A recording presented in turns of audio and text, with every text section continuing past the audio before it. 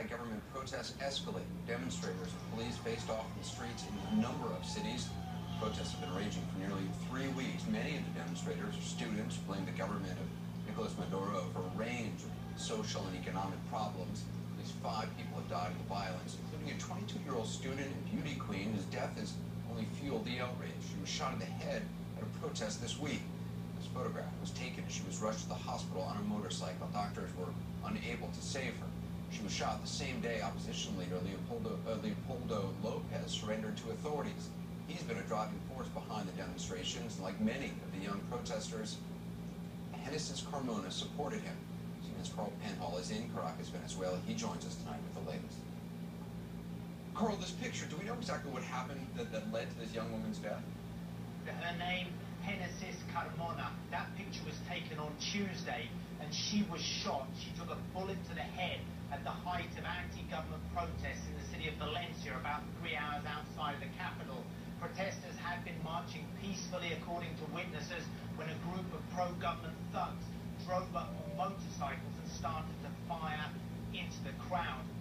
Genesis took a bullet to the head. Her friends took her to hospital by motorcycle, but that bullet was so firmly lodged in her brain that the following day she died, Anderson.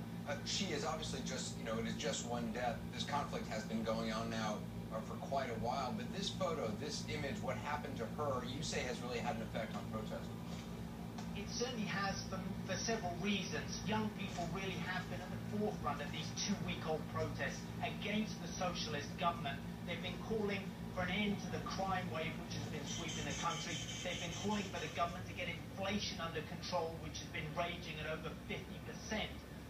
And they've also been calling on the government to do something to stop sometimes chronic food shortages in the supermarkets and stores around the country. So very much Genesis Carmona's story, Genesis Carmona's reasons for protesting are the reasons for tens of thousands of other Venezuelans as well, Anderson. And what is the latest tonight? I mean, I know police, National Guard troops, these private militias, thugs, as you had said, have been swarming through the streets of the capital over the last few days. They have. Now, what we also have to take into account, of course, is the government's point of view. President Nicolas Maduro firmly believes that it is the right-wing opposition who are starting this violence and seeking to bring the country to conflict. We do know that Venezuela, for the 16 years of its socialist experiment, has been a deeply divided country. But the president now calling the opposition members fascists. He's accusing the United States of meddling in this as well, and saying that some of the opposition leaders have actually received funding from the United States. Right now here in Caracas, things are calm. We've just come from a student protest.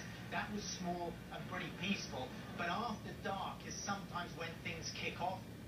Some of the opposition protesters will set fires up around their neighborhoods, set trash on fire, and at that point then you might have security forces moving in to clamp down on that, or you might have these armed bands of thugs roving around trying to frighten protesters off, Anderson. All right, Carl Penhall, stay safe. Thank you, Carl.